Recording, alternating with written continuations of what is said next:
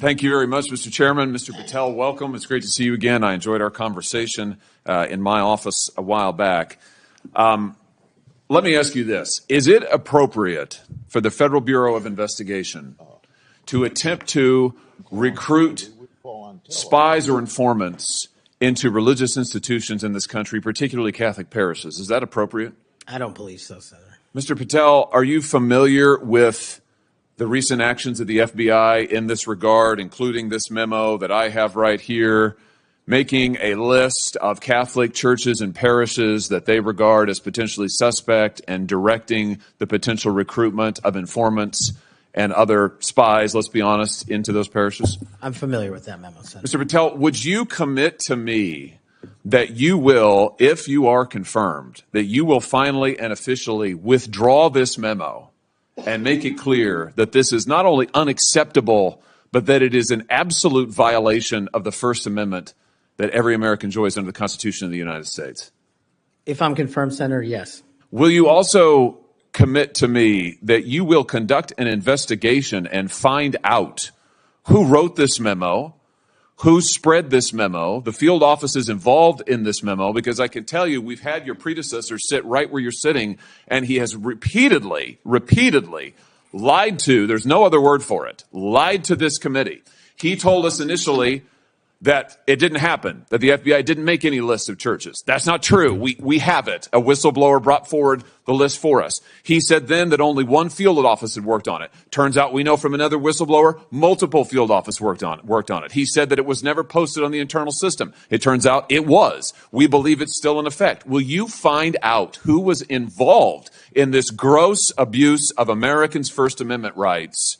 And will you discipline them? And if you possibly can, will you fire them, Mr. Patel, consistent with department policy and law? Senator, you have my commitment to investigate any matters such as this one that are important to Congress. I will fully utilize, if confirmed, the investigative powers of the FBI to give you the information you require and also to hold those accountable who violated the sacred trust placed in them at the FBI. I'm glad to hear you say that, and I'm glad you use the word sacred trust, because that's exactly what it is. The FBI is the most powerful law enforcement body in this nation, arguably the most powerful law enforcement body, at least in a free nation in the world.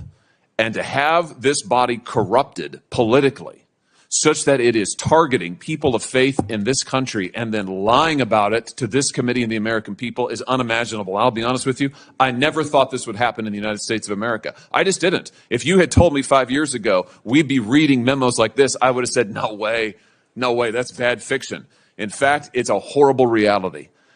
The department needs to be cleaned up, the agency does, and rights restored and protected. I'm glad to hear you say that. Let me ask you this.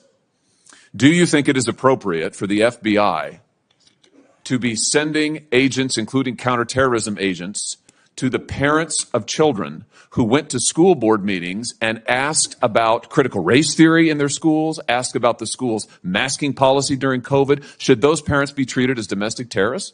Parents who have the courage to ensure their children are taught what they feel is right, and those who have the courage of their convictions to go houses of worship, in my book, will never be domestic terrorists.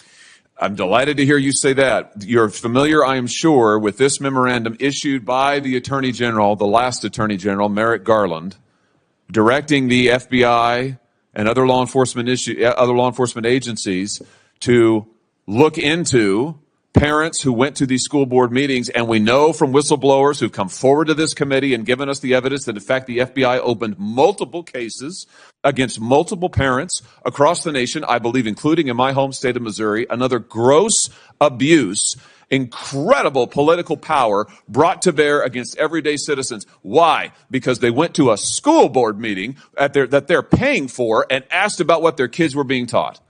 Once again, I can't imagine, I couldn't have ever thought this would happen in the United States of America. Will you find out who was involved in this policy within the FBI, who agreed with it, who implemented it, who encouraged it? Will you find out that, Mr. Patel? Will you do an internal investigation?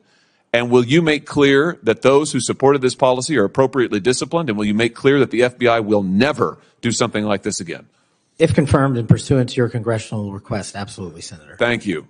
Let me ask you this. Do you think it's appropriate for the FBI to target people of faith particularly those who hold pro-life convictions, do you think it's appropriate for the FBI to single out and target people of faith in order to discourage the exercise of their First Amendment rights? There can never be a targeting by law enforcement just based on their people's faiths. And yet, under this last administration, the FBI and DOJ together brought numerous prosecutions under the FACE Act for nonviolent protests. President Trump has recently pardoned some of these folks, but it also includes individuals like Mark Houck from Philadelphia region, from Pennsylvania, who had an FBI SWAT team arrive at his door in the early hours of the morning, armed, of course, terrorizing him and his children, took him into custody.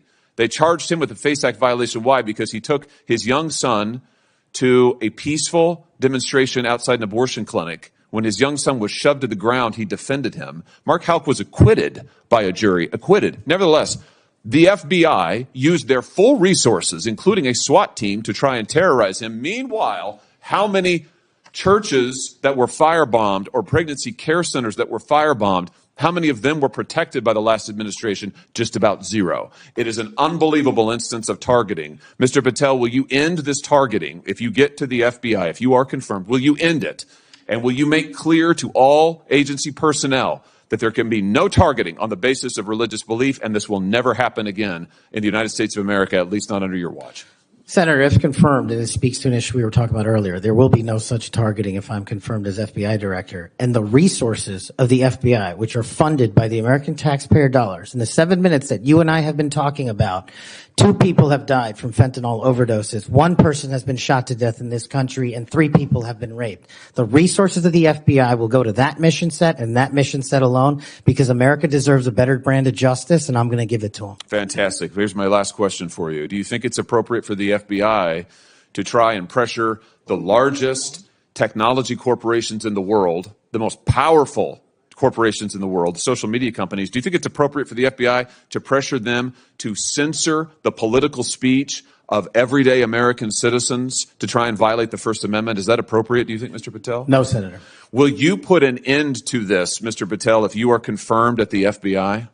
Senator, if confirmed, I will work with Congress to expose any corrupt activities the FBI has participated in, especially involved in the censorship of free speech. Because we know from the court cases that have been brought across this country, and we know from the voluminous factual finding that was done, and it's in the record, that the FBI and other agencies of this government under the last administration pressured, coerced these social media companies to censor speech of everyday Americans on a range of issues, from the Hunter Biden laptop to COVID, to the Dobbs decision, you name it. They tried to censor them. The Constitution doesn't permit the government to do it. The FBI tried to get the social media companies to do it.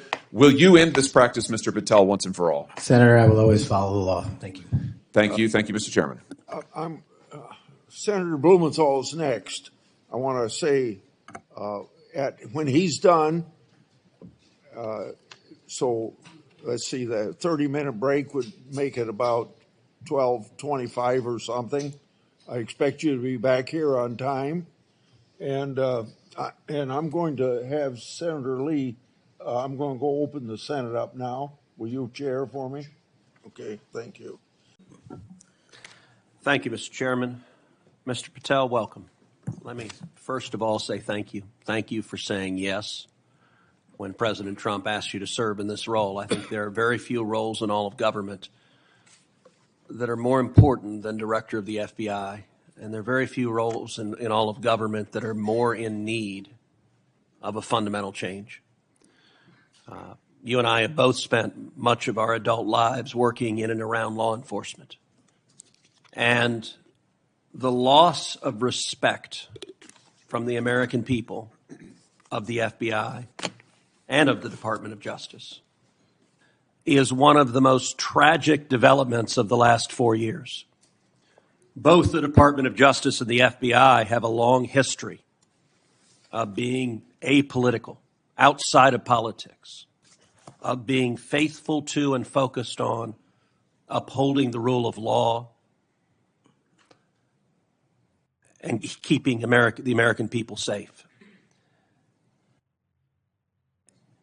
And in many ways, the worst legacy, in my opinion, of the Biden administration was the complete politicization and weaponization of both the Department of Justice and the FBI, turning them into tools to attack the perceived enemies of the Biden White House. Now, you have been charged with going in and restoring integrity of the FBI. That is not going to be an easy task. But before you can carry out that task, and I am confident you will be confirmed and you will be in the position to carry out that task, you've got to make it through the gauntlet of the Senate Judiciary Committee and my colleagues on the Democrat side of the aisle, who I don't know how many spots on Senator Tillis's bingo card have been filled, but it looks like he's playing blackout and they're all filled right now. But you will be and have been accused of just about everything they can. But I want to focus on what several Democrats have done recently, which is trying to blame you for the violence that occurred on January 6th, which even in the annals of ridiculous attacks, this one really takes the cake. So let's just focus on some facts. Let me ask you a question. What role did you occupy in the days immediately before January 6th? Chief of Staff of the Department of Defense. You were the Chief of Staff at the Department of Defense. Yes, sir. So to be clear, you were not rioting at the Capitol. No, sir. Okay. Where were you physically on January 6th? In the office of the Secretary of Defense in the Pentagon.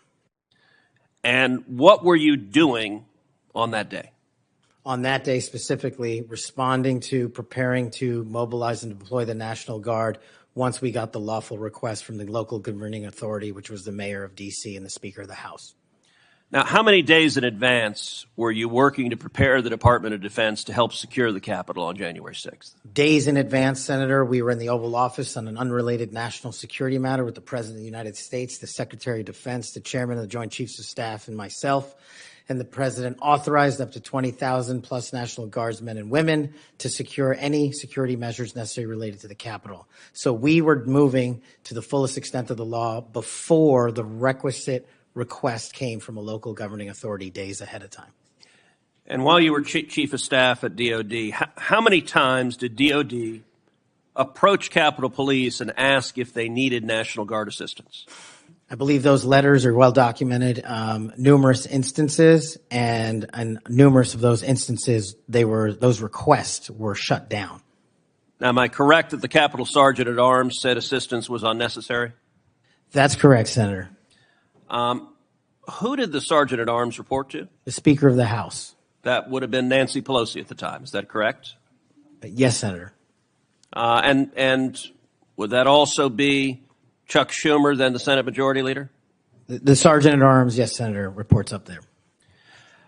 Did Mayor Bowser, the Democrat elected mayor in D.C., either request or allow National Guard assistance? She put in writing on the days leading up to January 6th a declination for National Guard additional support. And that letter is available publicly to the world. And just to speak English for folks at home, a declination meant she said no, don't send National Guard. Is that right? Yes, sir. Let me ask you a simple question, because from the questioning from my Democrat colleagues, they might think otherwise. Do you condemn violence against law enforcement? All of it. And by the way, is that true whether the violence is right-wing or left-wing or anywhere else? There is no discriminating between types of violence against law enforcement.